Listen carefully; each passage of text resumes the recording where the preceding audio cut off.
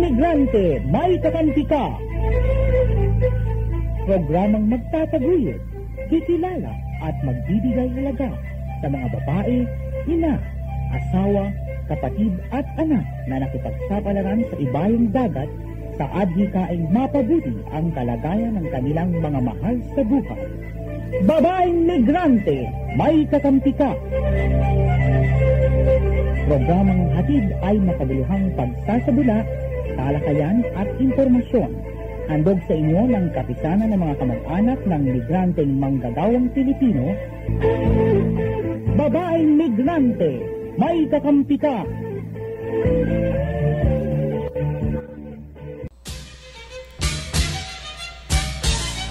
Isang magandang morning po sa atin lahat. Kong hey Pat Choy sa ating lahat. Mga kaibigan, kakampi ko, kamusta naman ang inyong bagong taon?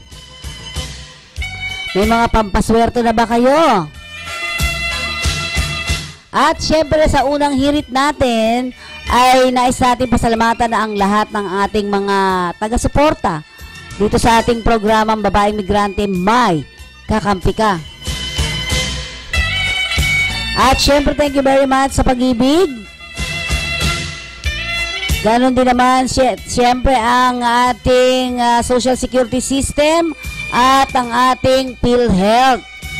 Sa inyo pong lahat, maraming salamat ang ating Overseas Workers Welfare Administration sa pagkilala sa Babaeng Migrante, may kakampi ka. At dahil nga sa wood chip ngayong panahon na ito, itong taon na ito, sabi nila, dahil nga the wood chip ang taong ito, yan mga kaibigan, unang hirit ko na sa inyo to, maganda raw kung mayroong imahe ng tupa para swertihin. O, meron na ba kayo niyan? At dahil kailangan din palakasin ngayong taon ang energy o ang enerhiya ng tubig, maganda rin daw na maglagay ng mga imahe na may kaugnayan sa tubig, gaya ng isdang arwana. Siguro mas maganda kung merong aquarium at ang nando sa loob ay buhay na arwana. At ayon pa sa ating mga pungso ay bagamat magiging maganda raw ang pasok ng pera ngayong taon, mahirap naman daw mag-ipon. Ang sinasabi nila daw, pwedeng maglagay daw ng pampaswerte, yung treasure chest na tinatawag.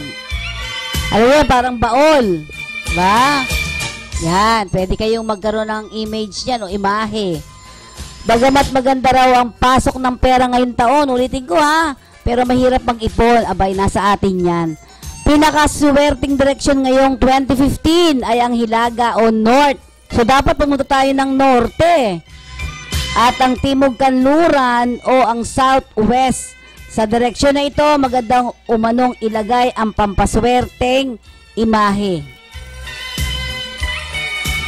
Samantala sa mga naghahanap ng trabaho, ayan ay mga bagong graduates at may mga transaksyon. Magandang pampaswerte raw ang Heart Sutra at Money Tree.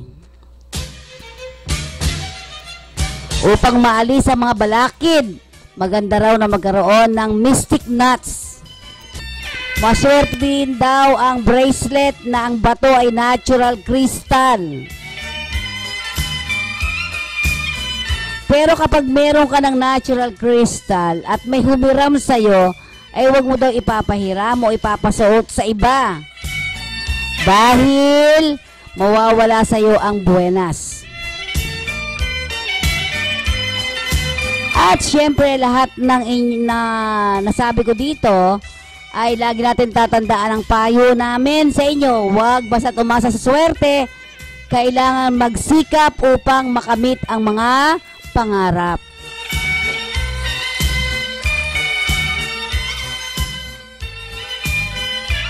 Okay mga kaibigan, yan lang yung unang-unang hirit natin sa panahon na ito.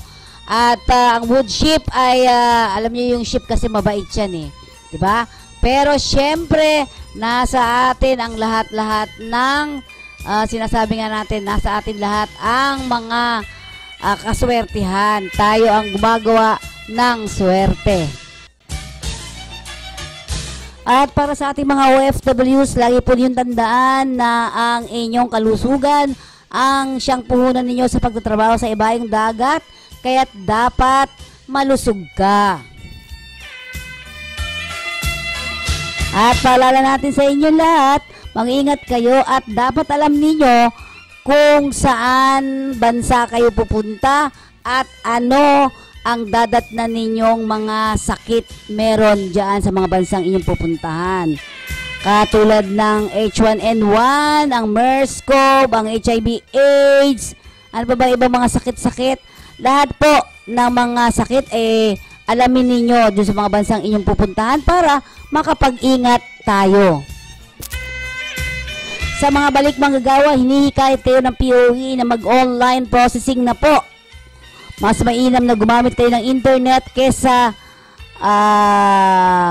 pumunta pa doon, di ba? Doon sa mga OFWs na nagbabakasyon, mag-BM online po kayo at mas mabilis ang proseso at tipid sa gastos.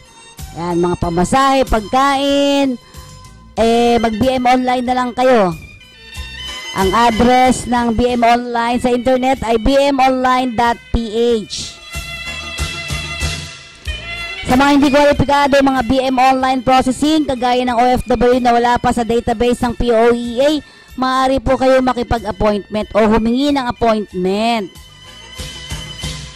Pwede yung buksan ang kanilang poea.gov.ph. At para sa pagbisita sa amin, kakampi/news.blogspot.com, it's www.ustream.tv/channel Kakampi Online. At sa ating website, kakampi.wix.com/kakampi. At maaari nyo mahanap lahat ng inyong gustong hanapin. Ano po? Sa Facebook, Philippine Social Security System, Pag-ibig, Even Kakampi, hanapin po ninyo. Ay napakarami ng mga Facebook na pwede ninyong buksan para sa mga nais nyong mga tanungin. At para sa ating station, maaari kayo tumawag sa atin sa 6879144 or 6370218. At sa Kakampi, pwede kayo tumawag sa 5538656. Maaari kayong tumawag sa POEA hotline o magtanong kayo sa mga number na ito, 7221144, 7221155. At para sa illegal recruitment branch naman, ito pa lang pwede niyong tawagan, 7221189 at 7210619. Sa OWA, pwede kayo tumawag sa 551-6641, 551-1560 at 833-6992. Sa ating Department of Labor and Employment, marami kayong gustong tanungin, 527-8000 lamang po. Sa ating PhilHealth, 441-7442. Habang ang ating Pag-ibig, 724-4244. Ang ating SSS, 920-6446 hanggang 55. Yan ang ating unang-unang hirit sa ating babaeng migrante, May Kakampi Ka. Sa galing mo, nagkatrabaho ka. Sa sipag mo, naging bisor ka. Sa talino mo, naging manager ka. Saludo ang pag-ibig sa'yo. Ngayong 65 ka na, ang pinaghirapan mo, may katuparan sa Balik Savings 65. Lahat ng monthly savings contribution mo, dagdag ang company contribution, dagdag pa ang kinitang dibidendo, narito na. Ibabalik ng pag-ibig sa inyo. Inyong-inyo na para buhay nyo'y gumanda. Ready na ang inyong Balik Savings 65. Punta na sa Pag-ibig! Ay, naku, hindi ko na kailangan yan. May HMO na ako eh. Ang HMO mo ba, babayaran ka kahit anong sakit? Hindi. Selected lang syempre, dinalugi sila. Kung may sakit ka bago ka mag-apply for an HMO, i-approve ka ba? Hindi din. Ang HMO mo ba ay kasing mura ng annual premium ng PhilHealth. Kasama pa na beneficiary lahat ng qualified dependents mo. Abay, lalong hindi. O, ayun naman pala eh. Magpamiyembro ka na. Dahil sa PhilHealth, kung may magkasakit, hindi ka kakaba-kaba dahil sigurado ka. Para sa karagdagang detalye, bumisita sa alinmang tanggapan ng PhilHealth. Tumawag sa 441-7442. Calling all overseas Pinoys. Ang inyong pinagsisikapan, aming pagdadagdagan. SSS Flexi Fund. Karagdagang serbisyo na palalakihin ang ipon mo. Dapat nasa maximum ang monthly SSS contribution at ang sobrang hulog mo ay maaaring ilagay sa Flexi Fund account. Safe at secured savings ito na mataas ang interes. Find out more. Visit the SSS Foreign Representative Office in your area or go to sss.gov.ph.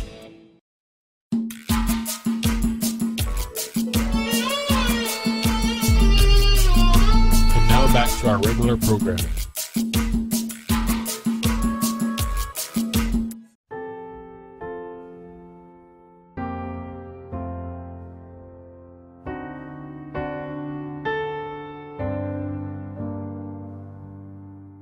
At habang hinihintay natin mga kababayan ang bagong taon ng ating mga Chinese, ayan o yung Chinese New Year na hinihintay, ay napasabay naman dito sa atin itong bisperas ng bagong taon ng mga Chino ay siya namang pagbubukas ng ating Kwaresma o yung tinatawag nating Ash Wednesday nitong nakaraang Miyerkules. Napansin siguro ninyo ang mga taong mukha namang malinis, naligo at magandang kasuotan pero naglalakad sila sa mga kung saan-saan, sa mall, sa opisina, pumapasok sila na sa mga trabaho, pero bakit ganun may uling sa mukha? Ay sana po hindi kayo nagulat o natawa. Ash Wednesday po kasi yun. Yan ang tanda ng pagsisimula ng Kwaresma o Lent sa mundo ng mga Kristiyano, partikular sa simbahang Katoliko. Pero teka, taon-taon nga ba ay ginagawa itong Kwaresma? O taon-taon ba naglalagay kayo ng abo sa inyong mga noo o nakakakita kayo ng taong mayroon nito? Dito rin nauso ang salitang fasting at abstinence. Hindi lang ito sa panahon na kung saan kailangan magsulputan ang taong may bitbit ng krus sa kalsada at iba pang nagpapapako sa krus. Ano nga po ba ang Kwaresma? Ito ba inimbento lang ng simbahang Katoliko para mayroon tayong magawa sa tuwing malapit ng magbakasyon sa eskwela? OFW Headlines. Direkta, sariwa, napapanahon. OFW Headlines.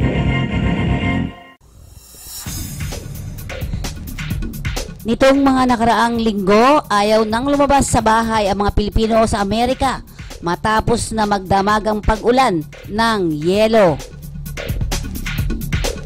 Ayon sa mga Pinoy doon na nakakatakot ang pag-ulan ng yelo sa kanilang lugar dahil maaari silang madisgrasya sa madulas na kalsada. Nila mas gusto pa nilang huwag nang pumasok sa trabaho kaysa mangalib naman ang kanilang buhay.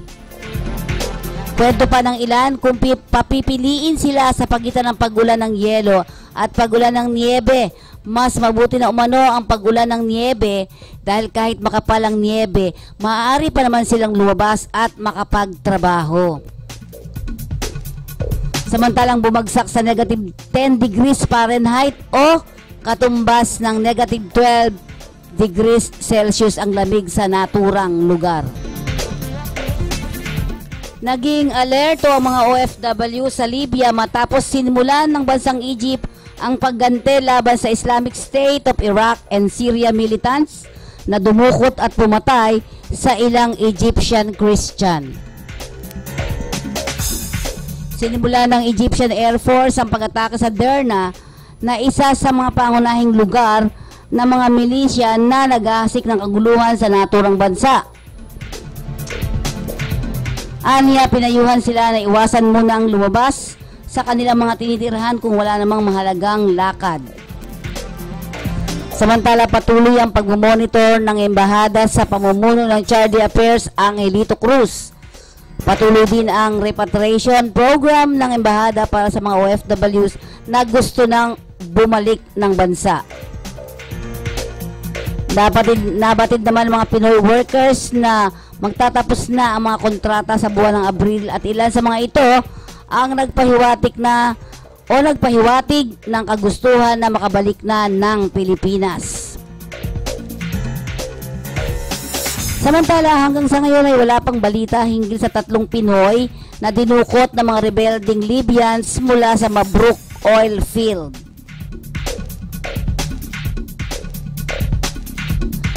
Malapit na ang online visas para sa mga Pilipinos and other expatriates sa Saudi Arabia. Malapit na ito para sa mga nais kuhanin ang kanilang mga spouses at saka kanilang mga anak. Para naman sa pag-iingat ng mga Pinoy sa Spain, hinihimok na sa loob muna kayo ng mga bahay nila. Manatili kung wala namang gagawin sa labas.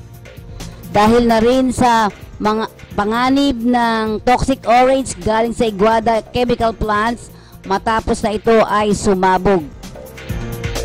Paalala pa rin ng Philippine Embassy na huwag ilagay sa panganib ang sarili. Huwag munang lumabas ng kumuha ng mga pictures at parating magsuot ng gas mask.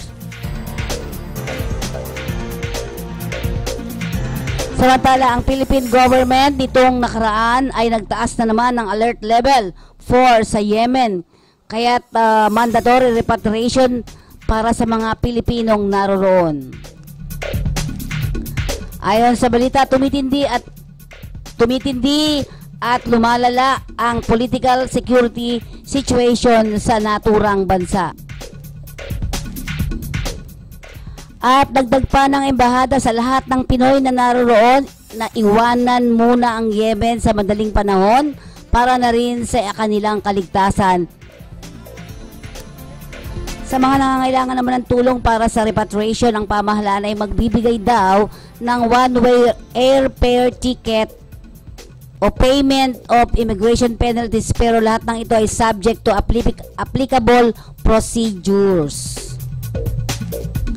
Mga Pilipinong may contact number ng embassy team in Sanaa at Movenpick Hotel ay positive 967 733844958 or CMT Sanaa at riyadhpe.com. Dagdag pa, kailangan din na makahingi ang mga OFW ng no objection certificate sa kanilang mga sponsors. Also, they should bring the original Philippine passport and no objection certificate to the embassy team. Those with expired passport will be extended gratis. Yan po ang sabi ng DFA. Samantala, for those who lost their passport, they should bring 2 ID size photos for gratis issuance of Philippine travel documents. They should also bring proof of Overseas Workers Welfare Administration membership kung meron daw po kayo. Kung kayo ay miyembro ng OWA. Meanwhile, the embassy advised Filipinos to avoid unnecessary travels outside their homes and not to join or be close to any protest avoid areas of conflict. Samantala, isang Pinoy ang 6 na taon ng komatos sa Dubai. Ang Pinoy ay si Villamor Titsko Carios na koma ngayon sa Rashid Hospital. Ayon sa balita, ay pinaghahanap ang pamilya nito sa Pilipinas. Ang naturang pasyente ay hindi mapalabas dahil na rin sa hinahanap ang mga naturang pamilya ng pasyenteng ito. Ayon sa balita, si Carios ay dating labor supervisor at ang anak nito ay nagngangalang Pia Carios at Lori May Carios naman ang pamangkin nito, at huling address di umano ay nasa 2304 Tramos Street, Corner Protasio, Barangay 112, Pasay City. Yan, malapit lamang pala dito yan sa atin sa ating opisina dito sa Kakampi. Samantala, ang employer naman ng pasyente ang sumasagot sa lahat ng gastusin At ayon sa naturang hospital, si Carios ay pinakamatagal na naging pasyente simula pa noong 2008.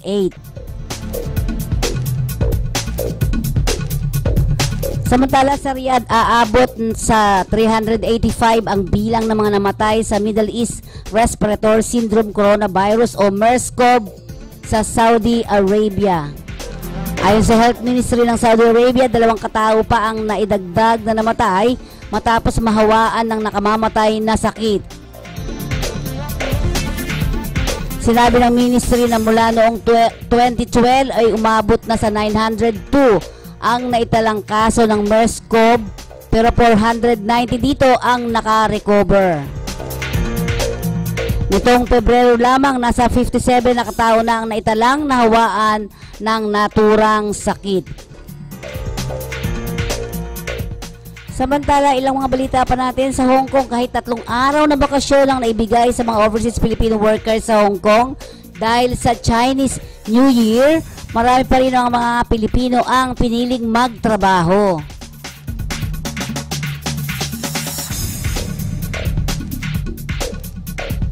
Kapag nagtatrabaho di umano sila sa araw ng Chinese New Year, ay binibigyan sila ng kanilang mga amo ng double pay.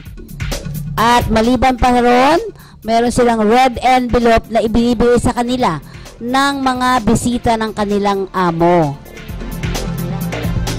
At dahil dito ay tinuring ng mga OFW na isang blessing ang celebration ng Chinese New Year. Gayun naman, may mga Pinoy workers din ang pinili namang samantalahin ng 3 araw na bakasyon upang magkaroon sila ng mas mahabang araw na makakasama ang kanilang mga kapwa Pilipino na nagtatrabaho sa naturang bansa. Karamihan din sa kanila ay pumupunta sa dagat at doon sila nagsasalo-salo ng pagkaing Pinoy. Yan ang ating mga balita sa Sabadong ito.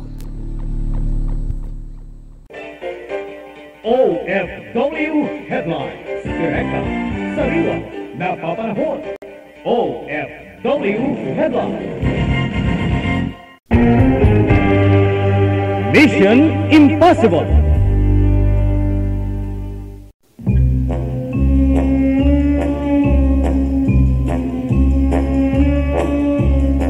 Kaano ang kabigat, problemang legal may katapat dito sa Mission Impossible.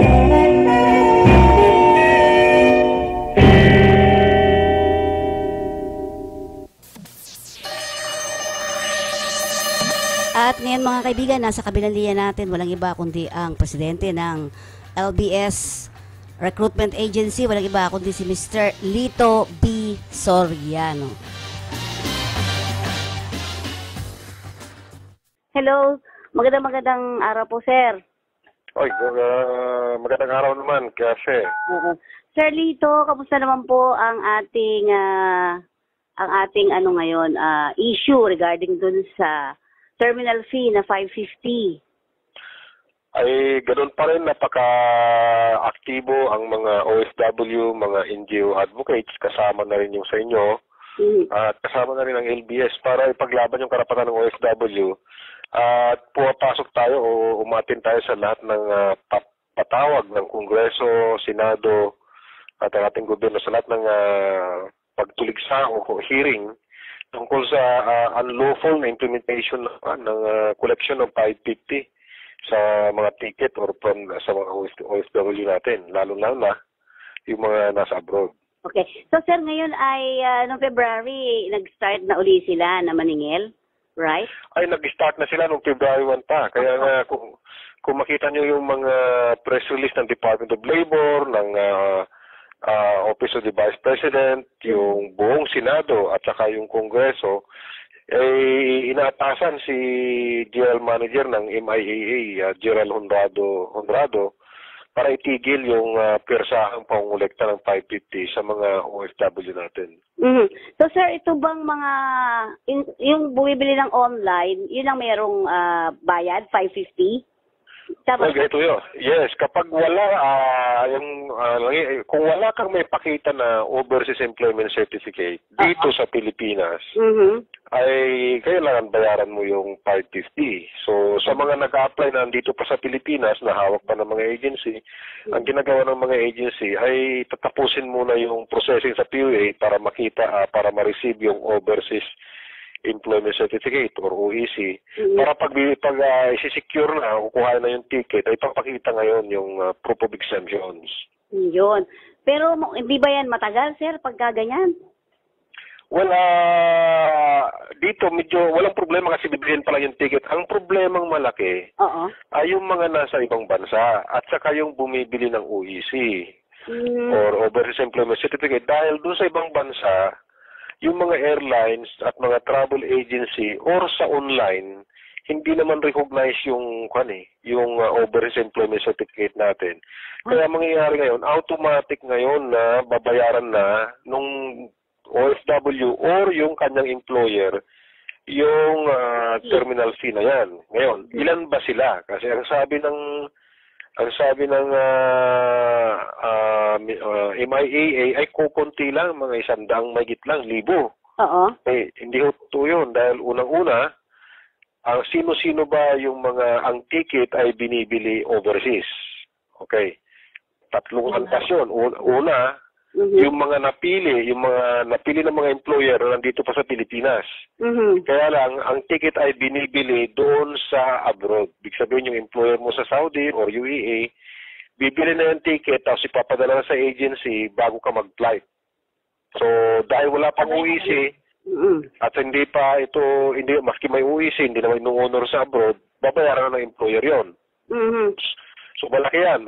Every year, nasa 400,000 yung new hire na ganyan. Estimate natin siguro mga 150,000 to 200,000 yung gano'n, no? Malaki din. Malaki na. Idagdag mo ngayon yung nasa ibang bansa. Ito yung nandun na sila at magre-recontract or magbabakasyon sila. So, una muna, yung magbabakasyon, siyempre ang ticket noon, bibilhin niya sa overseas yun, dun sa kung nasaan siya. Kung nag-recontract naman siya, at na-finish contract, tapos pumirma siya ng bagong kontrata uli, bibilhin ng employer yung ticket niya na round trip. So, kasama na rin yun, yung terminal fee. Kung mag-emergency leave yung worker na may namatayan, may kinasal, or may sakit ang pamilya, o uwi rito, bibilhin ng worker yung ticket niya, ay kasama na rin yung terminal fee dahil nandun sila sa overseas o kaya sa online nila bibilhin ngayon. Ilan sila? Ilan ba yung ganun ang sitwasyon? Kada taon, ayon sa datos ng PUA, yung mga rehire ay umaabot ng 1.2 million every year. 1.2 million? Oo. Tapos yung new hire naman, yung sinasabi natin noong una kong sinabi, ay umaabot ng 450,000. Ang estimate natin, yung ticket ng 200,000 na yan ay mga galing sa abroad. So, estimate, kaya napakaliwanag na yung bibilhin na ticket na mayroon nang nakalagay o binayaran na yung terminal fee ay aabot sa 1.4 million. A year? Every year yan. Ngayon, yung 1.4 million na OFW niyan, makukuha nila yung refund niyan doon sa airport. Dito sa atin, sa MIA yan? Dito na sa Pilipinas yun. Makukuha niya yan kapag siya ay natapos na siya sa airline, natapos na siya sa immigration, doon sa dulo, bago siya pumasok sa aeroplano, ay doon siya mag-file ng refund. Ay kung yung 1.4 million na yan, ay magpipila lahat yan doon sa counter na yon, ay malaking pila. Pangalawa, walang sapat na oras na para pumila yung workers. Kasi ako dati kung OFW, o gugugulin mo lahat ng pinakakatiting na minutos mo sa pamilya mo bago pumasok ng airport. Mahirap. Para pag natapos mo lahat yung proseso sa airline counter at sa immigration, halos flight mo na yun, nagtatawag na yung aeroplano, sabi niya, flight 248, bound for Riyadh is now boarding. Takbo ka ng takbo niyan. Meron ka pa bang oras na mag-withdraw? Ay mag-refund? Wala na siguro. At saka haba ng pila na yan. Yeah, kaya nga. So, ibig sabihin, napakalaki doon sa 1.4 million na yan ang mag-refund. Sabihin natin yung nag-refund ay 200,000.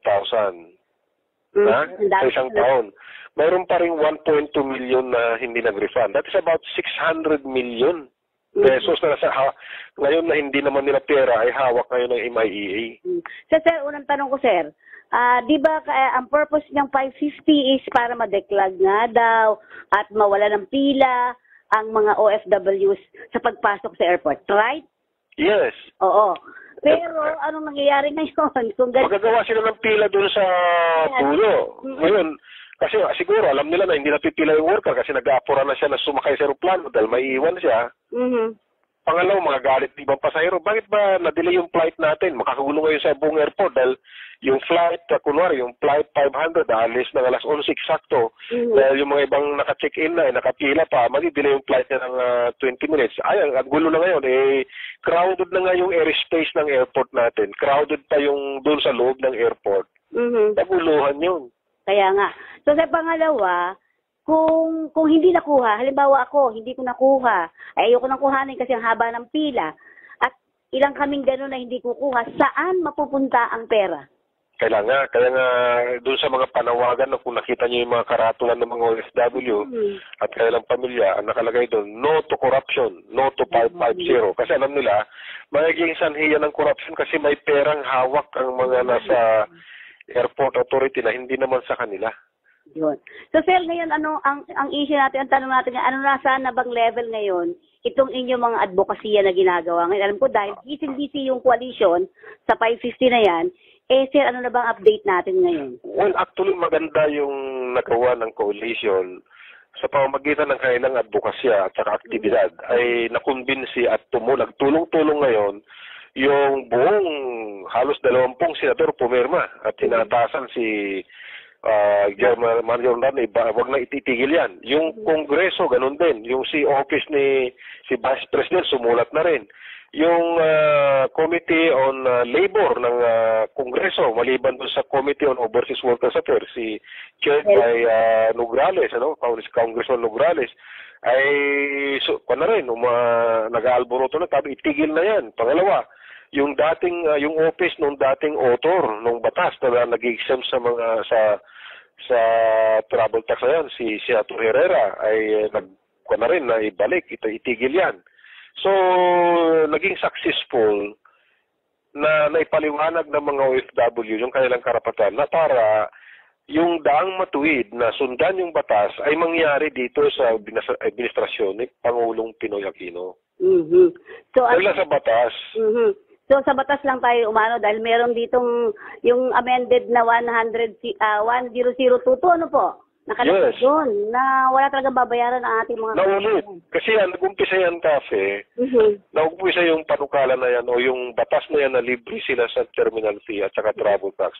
Noong 1995 pa, nung lumabas yung Migrant Workers Act of 1995. Ngayon, nasusugan yan o kaya na-amend o nadagdagan o nabawasan. Noong 2010, nandun pa rin, dinagdag pa ngayon yung documentary tax na exempted yung mga OFW. So, isa pa, ang takot ng mga OFW, kapag hindi napatigil to, baka yung travel tax sa 1,620, ay ganoon na rin, pabayaran na rin sa OFW. So, nasaan yung suporta at tulong ng gobyerno sa mga OFW? Dahil pag namumblema sila sa ibang bansa, yung mga worker na to, ang ginagamit na pera o pondo para matulungan sila ay yung OWA funds. Ngayon, ang tanong, kung yung OWA funds ang ginagamit ng gobyerno para matulungan yung mga OFW sa job site, para may sweldo yung mga Philippine labor attaché natin, para may mga panggastos sa mga opisina ng Philippine Labor Office sa iba't ibang bansa, ay galing sa OWA. Sino ba ang nagbayad ng OWA membership? Ay, yung mga OFW. Ang nagbayad niya ay OFW at saka yung mga employer nila at agency. Kasi pagpalis pa lang yung workers, new hire, ang nagbabayad po niyan yung agency o kaya yung employer. Saka lang magbabayad yan, yung OFW, pag siya ay nagbalik at nag-recontract siya na yung magbabayad kasi na wala nang hindi na sinasama yung recruitment agency. So sa mga tuwid, yung mahigit na 15 bilyon na pera ng OWA na ginagamit para protektahan yung mga OFW at ilagay yung mga sangay, yung mga opisina, mga sweldo ng ating mga embassy, galing din sa pera ng OFW. So doon sa yung tulong na ibibigay ng mga remittances ng OFW sa ekonomiya ng Pilipinas para wag ito'y bumagsak, iparabagang walang katumbas na pagmahal at walang katumbas na pag-aruga ang ating gobyerno. Kasi pag sabi niya, hindi, inaasikaso ko kayo. Pera din ng OFW yung ginagastos para maasikaso sila eh. Oo nga, tama. So, nasaan ngayon yun? So hindi makatotohanan eh. So dyan nagdaramdam yung mga OFW. Dyan nagdaramdam mga OFW pag kaya nagkakaroon ng eleksyon, pinatamad na silang bumoto. Oo nga, totoo. Kaya sabi nila, itong OFW hindi naman nagpa-participate. Kayo nga hindi nagpa-participate para tulungan sila dahil pera rin nilang ginagastos sila eh. Pangalawa, kapag nagpadala ang OFW ng kanilang remittances, umaabot siya ng 2.2 billion up to 2.5 billion dollars a month. A month yan na. I-multiply mo yan ng 45 o 44 na lang.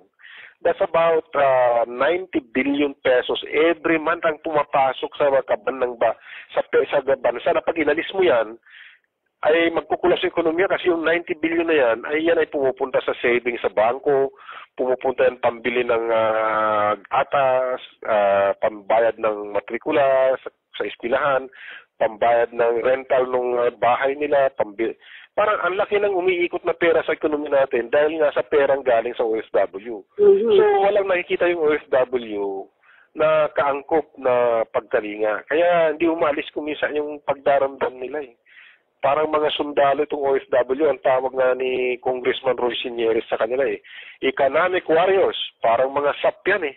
Kaya nga, tapos napabayaan lang pagka Tapos sabihin sa iyo, parang kayo makatulong para ma-improve yung airport natin, magbayad kayo. Parang ganun yung mensaheng pinapabigay. Kaya sa interpellation ni Senator Alan Cayetano nung may hearing doon, unang hearing sa Kongreso, sa Senado, sabi niya, kung ganyan din lang pala ang pananaw niyo sa mga OFW, hindi man lang niyo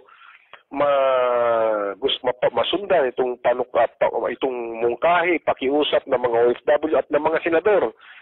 Tanggalin niyo yung nakalagay dyan sa loob lahat ng airport na bagong bayani. Oo nga. Ang sabi ni Senator Alan Cayetano, ilagay na lang niyo ay ganito. OFW, bagong datasan. Galing po yan kay Senador Alan Cayetano at pinalagpakan po nung napagpurong-puno po yung Padilla Room sa Senado ng mga OFW at OFW families at saka mga NGOs. Talagang sila doon, naantig ng puso nga na totoo.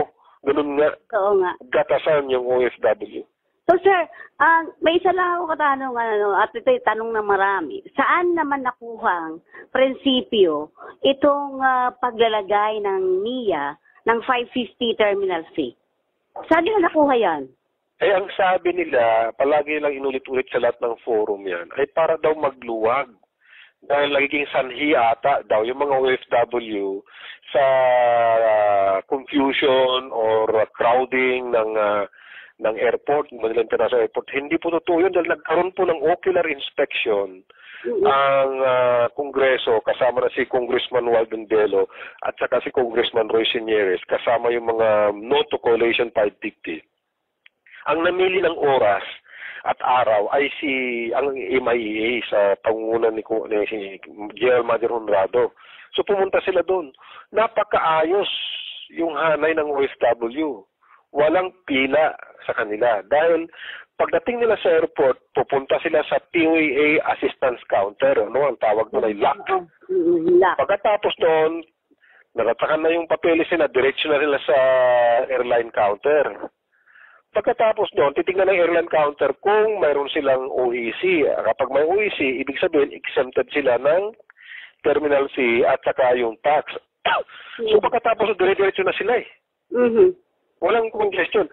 Ang congestion, dahil napakaraming pasahero sa mga airline at napakaraming palabas na tao doon sa immigration. But hindi naman magandang sabihin na mga OFW ang kadahilanan na nagiging magulo o crowded ang MIEA. Dahil napakaayos na mga OFW eh. Yan, oo. At siguro dire-diretso pa rin kayo hanggang... So sir, sa tingin natin ay ma-abolish kaya itong ginawa ng MIA na to o matitigil kaya sa tingin niyo sir sa ginagawa ninyo? Well, umaasa kami na makikinig naman si General Honrado at saka yung members ng governing board ng MIEA. Pangalawa, nung nagrally po ang No to Coalition 550 sa Mindiola, ay pinasundo po kami, yung mga leader, kasama po ako doon, pinasundo po kami ni Secretary Coloma para marinig mismo kung ano yung mga mungkahin namin, ano yung concern at complaint ng mga OFW.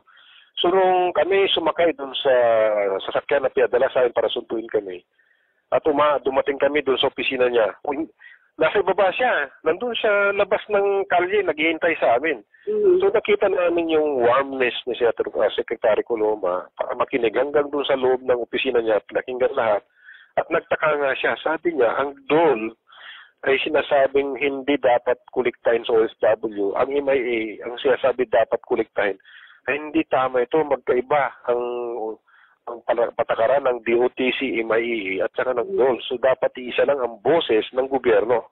So sabi niya, makakaasa kayo na aabot sa presidente yung hinaing ninyo. So umaasa kami na ganun nga, aabot yun. Pangalawa, may hearing ngayon sa Kongreso at alam naman na maigting yung papalo up ni Congressman Walden Bello at saka nila Congressman Roy Sinieres, sina Congressman Padilla, Congressman Gatchalian, si Madam Pakis, Congresswoman Madam Pakis. Talagang tutok sila.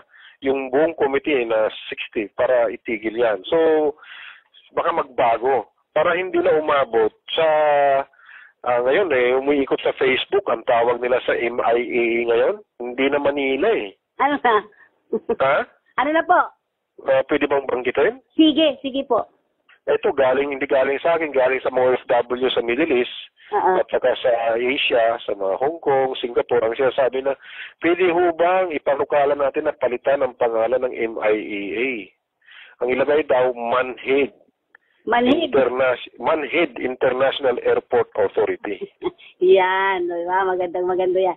Pero sana ay hopefully maayos na natin lahat to bago pa Well, siguro makikinig naman ng ating Pangulo gobyerno. Sa dami na nang nakikiusap at in-explain na ito ay salungat sa batas.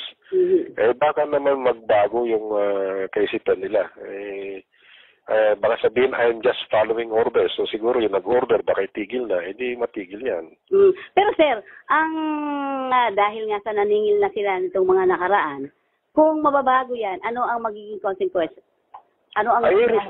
I-refund nila yung mga nabayaran na at kumuha sila ng sistema para madaling ma-refund dahil kalimitan dito ang nagbayad, lalo yung mga pabakasyon ay yung mga employer nadagdag sa gastusin ng employer.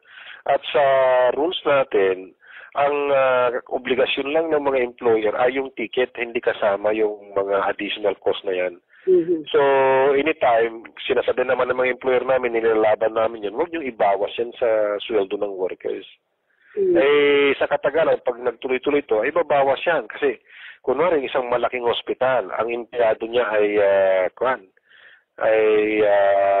3,000 na Pilipino.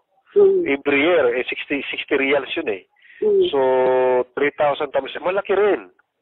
Malaking pera yan. Akala nilang maliit.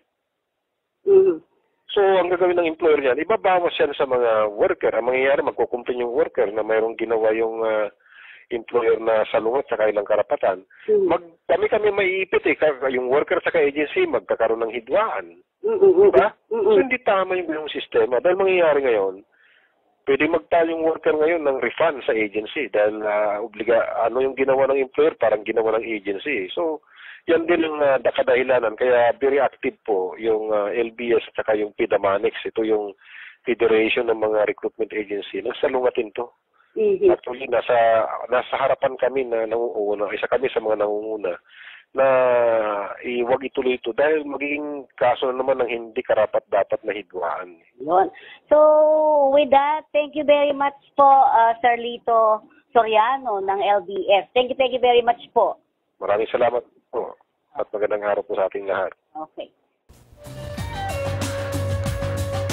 Ayan mga kaibigan at kakampi ko, nakausap natin si Mr. Lito Soriano na kung saan binigyan tayo ng update regarding doon sa terminal fee na 550 para sa ating mga OFWs.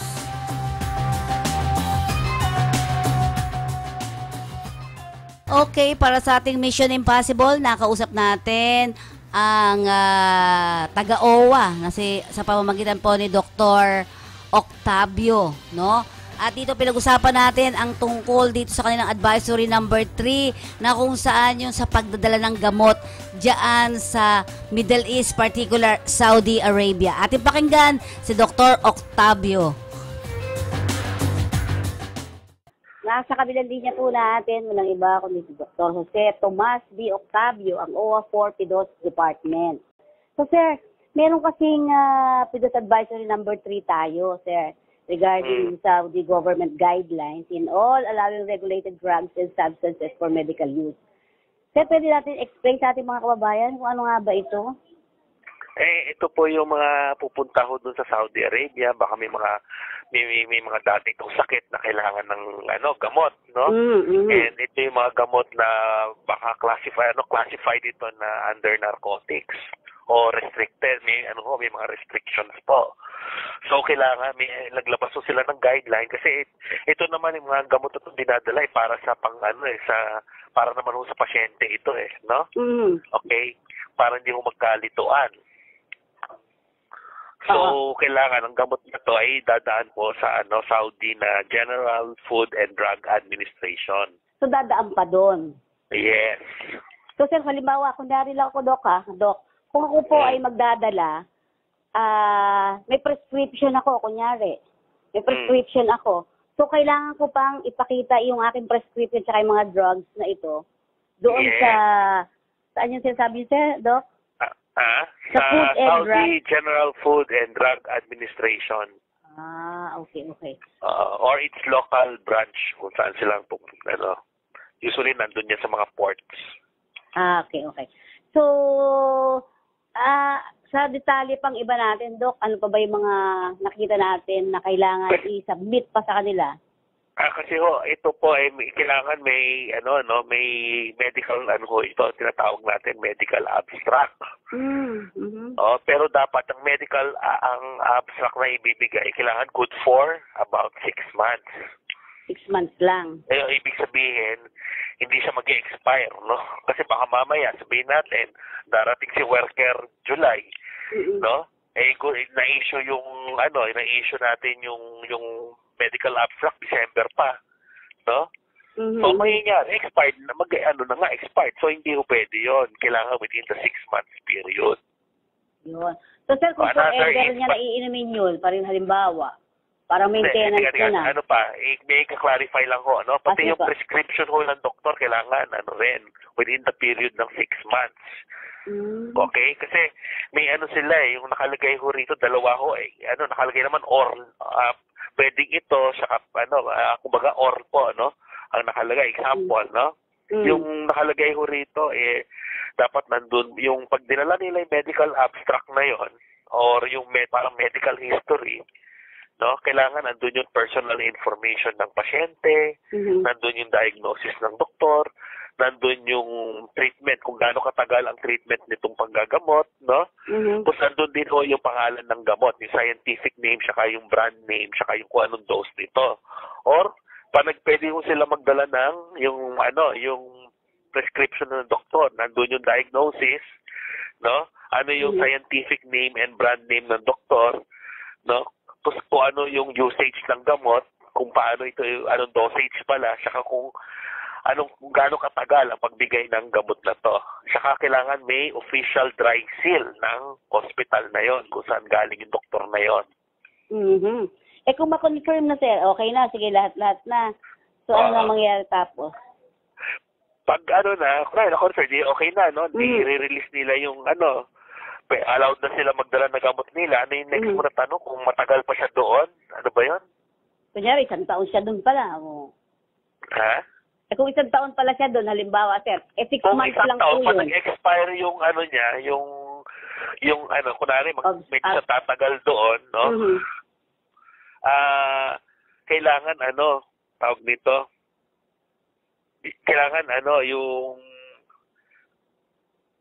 dapat pupunta siya sa isang hospital.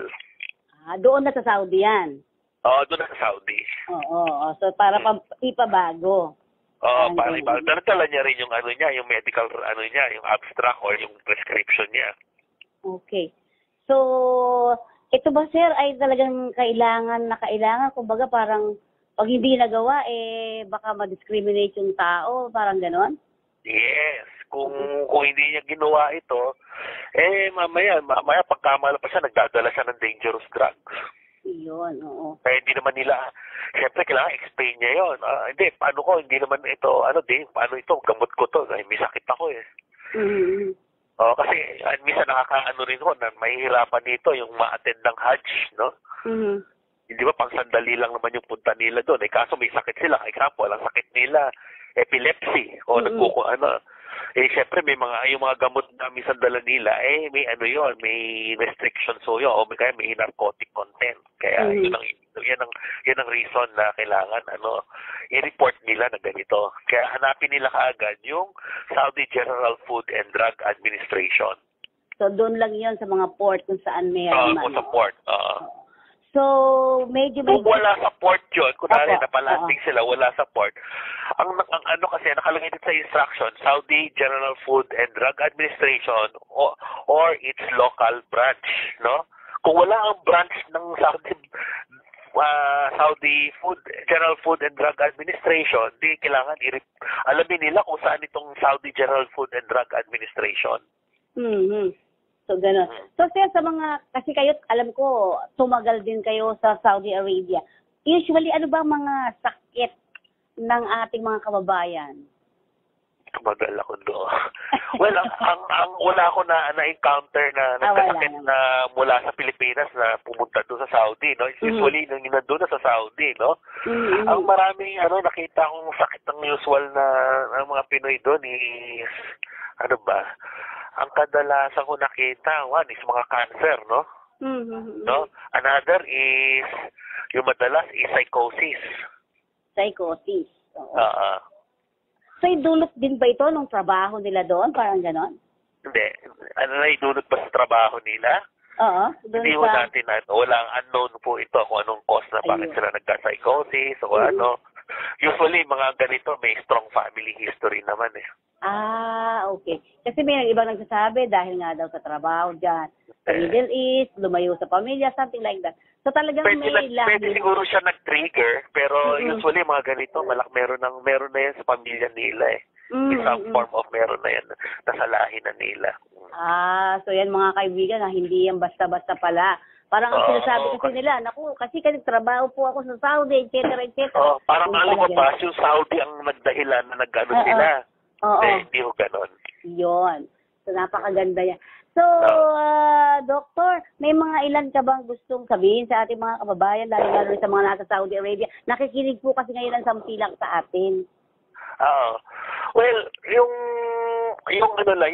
kasi minsan, alam mo naman, yung ginagawa natin, yung tungkol sa mga stress, no? Minsan, totoo po yun. Minsan yung lungkot, no? Nagkakakos ng depression, di ba? Yun ang mahirap, no? Yung huwag naman sila masyadong padala sa lungkot, no? Pero ito ay pwede mag-trigger ng depression nila. Of course, normal naman yung medyo malungkot ka, nagdi-depress ka, pero kailangan marunong ka rin, yung mag-cope, no? Kung paano mo labanan ito. Kaya yun ang mga usual na mga problema ng natin. In fact, yung napadala din ako, naramdaman ko rin naman lahat yun, no? Yung ganon. Kasi syempre, hiwalay ka sa pamilya mo. Doon ko lang naiintindihan kung ano bang ibig sabihin talaga ng homesick, no? So kaya kailangan maiwasan lahat din yan, ano po?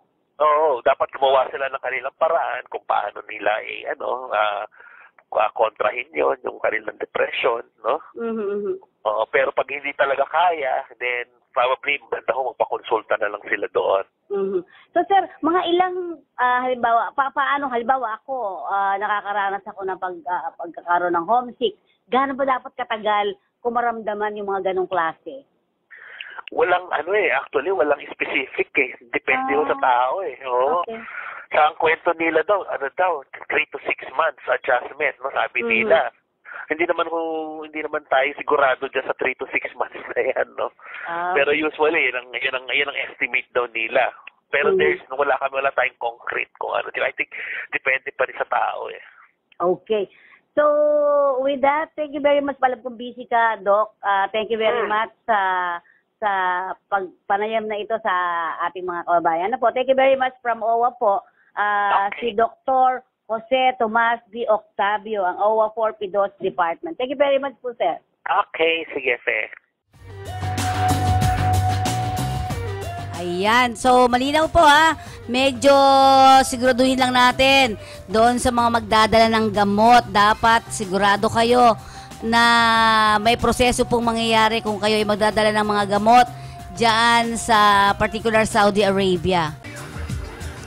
At syempre mga kaibigan, sa huling report naman ng ating Pag-ibig Fund, tayo lahat ay miyembro dito. Ang mga OFWs at iba't ibang mga sektor ay miyembro ng Pag-ibig.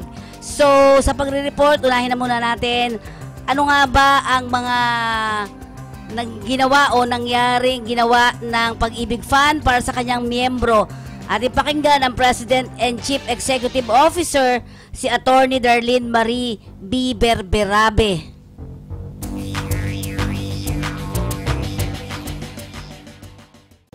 Ladies and gentlemen, I welcome you to the 2014 Accomplishment Report of your Pag-ibig Fund. Our chairman will report to you our accomplishments on how we have performed in our twin mandate of number 1, to develop, promote, and integrate a nationwide sound and viable tax-exempt mutual provident system suitable to the needs of the Filipino worker, and 2, to motivate them to better plan and provide for their household needs. We keep our focus on this mandate as we develop our housing and savings programs so that we ensure that we give life and do justice to the vision that is embodied in Republic Act 9679. As we celebrate our 34th year, we are honored to stand before you, the eminent former leaders of Pag-ibig, our esteemed legislators of the Home Development Mutual Fund Law of 2009, or Republic Act 9679, as well as the visionaries and authors of Presidential Decree 1530 in 1978, PD 1752 in 1980, Executive Order 90 in 1987, Republic Act 7742 in 1994, which gave birth and allowed Pag-ibig Fund to evolve into what it is now. Valued partners in our housing and provident programs, collection agencies and payment channels, organizations of developers and real estate practitioners, our much-admired employers, OFW groups and labor union representatives, fund coordinators, colleagues and partners from government and the Pag-ibig Fund family. And of course, thank you very much naman sa pagbibigay ng plaque of appreciation ng Pag-ibig Fund, no? Ang kakampi ay binigyan ng pag-recognize o pagkilala sa pagsuporta at pagtulong natin sa naturang ahensya. And of course, thank you very much sa Pag-ibig Fund at sa lahat ng mga bumubuo ng Pag-ibig.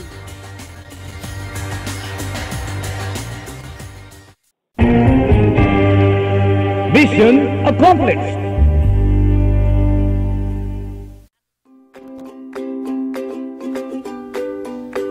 At dahil dyan mga kaibigan, thank you very much sa lahat-lahat po ng mga nakausap natin dito at nakasama at sa lahat ng sumusuporta sa atin.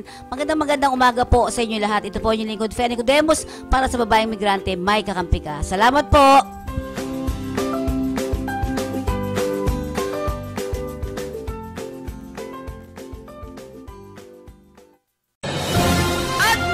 Isang oras na naman ang lumipas. Lagi nating tatandaan ang lahat ng problemang kinakaharap. May kasagutan dito lang sa ating programa, Babaeng Migrante, May Kakampi Ka. Programang totoo para sa masa. Serbisyong totoo para sa OFWs. Muli, ito ang Babaeng Migrante, May Kakampi Ka. Nagsasabing kapuso ka man, kapamilya, o kapatid, dito sa DWWS, May Kakampi Ka!